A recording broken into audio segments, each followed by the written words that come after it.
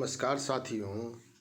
67वीं BPSC की परीक्षा में आप लोग सभी लोग शामिल होने वाले हैं और ऑप्शनल विषय क्या लें, इसको लेकर के आप लोगों के मन में बहुत सारी दुविधा है।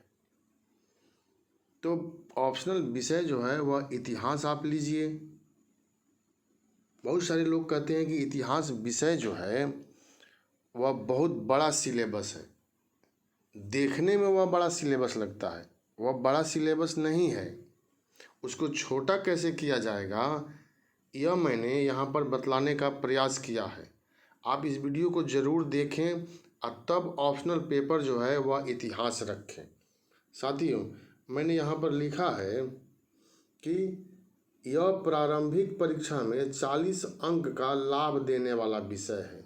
यहाँ पर 40 अंक जो पीटी में 40-42 क्वेश्चन जो पूछा जाता है, अगर आप वैकल्पिक विषय इतिहास रखते हैं तो आपको प्रारंभिक परीक्षा की भी यहाँ पर तैयारी हो जा रही है। फिर मैंने लिखा है यह समान अध्ययन मुख्य परीक्षा में 114 अंक जो है देने वाला विषय है। मुख्य परीक्षा में जो जीएस होता है, समान अध्ययन होता है, और फर्स्ट पेपर में हिस्ट्री से क्वेश्चन पूछे जाते हैं, 3 का जवाब देना होता है और वह 114 नंबर का होता है। अर्थात मैंने यहाँ फिर लिखा है 40 और 114 कुल 154 अंक का अतिरिक्त लाभ। अगर आप इतिहास ऑप्शनल रखते हैं तो 154 नंबर का अतिरिक्त लाभ आपको ऐसे भी मिल जा रहा है। इसका सिलेबस बड़ा नहीं है, यह छोटा है। कैसे?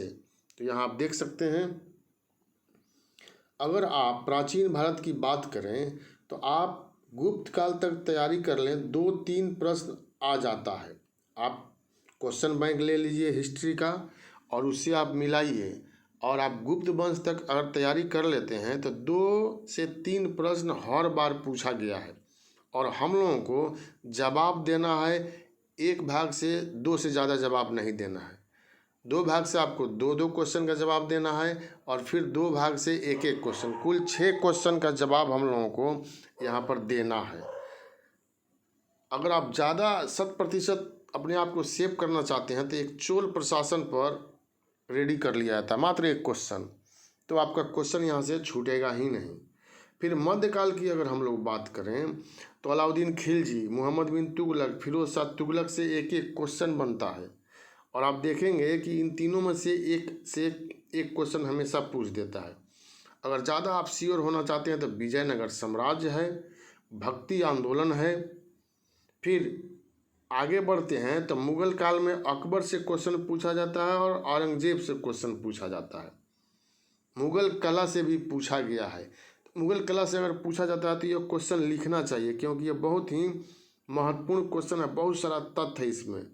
और फिर से मराठा, अगर इतना आप कर लेते हैं तो आपको यहाँ से भी 2 क्वेश्चन पूछ देगा। अगर आपको मान लीजिए कि मध्यकाल से 1 क्वेश्चन लिखना है तो आप यहाँ भक्ति आंदोलन तक कीजिए ना तैयारी, यहाँ से यहाँ तक आपका 1 क्वेश्चन इसमें आ जाएगा। अगर आप 2 क्वेश्चन यहाँ लिखना चाहते हैं तो मराठा तक तैयार कर लीजिए। यह तो बहुत ही आसान हो गया और अब आप लोगों को लग रहा होगा कि नहीं, इतिहास जो है वह बड़ा सिलेबस नहीं है, इसको छोटा कैसे किया जाता है यह लोग नहीं बताते हैं, सीधे सीधे बोल देते हैं कि यह बहुत बड़ा सिलेबस है। अब इसके बाद जो है हम लोग आगे बढ़ रहे हैं तो हमने लिखा था, जो मैंने बोला भक्ति आंदोलन तक तैयार कीजिए, मतलब 1 क्वेश्चन आपको लिखना है तो 2 का उत्तर देना है, तो मराठा तक आप तैयार जो है वह कर लीजिए। अब यहाँ आधुनिक भारत देखिए, 1857 का विद्रोह से क्वेश्चन 2-3 बनता है तो यह हमेशा तैयार करके रखा जाता है। यह आपको जीएस समान अध्ययन फर्स्ट पेपर में भी काम देगा। फिर से भारतीय पुनर्जागरण, जिसमें राजा राम मोहन राय की बात आ जाएगी, चाहे जिसकी भी बात हो, सामाजिक धार्मिक सुधार आंदोलन भी कहते हैं तो 1 क्वेश्चन यहाँ से बन जाता है।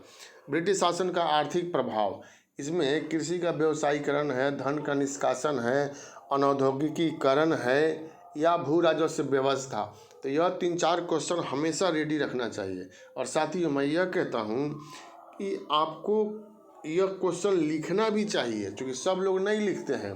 धन का निष्कासन, चाहे कृषि का व्यवसायीकरण, भू राजस्व व्यवस्था जो थी, इसमें आपको कुछ ज़्यादा नंबर जो है वह मिल जाएगा।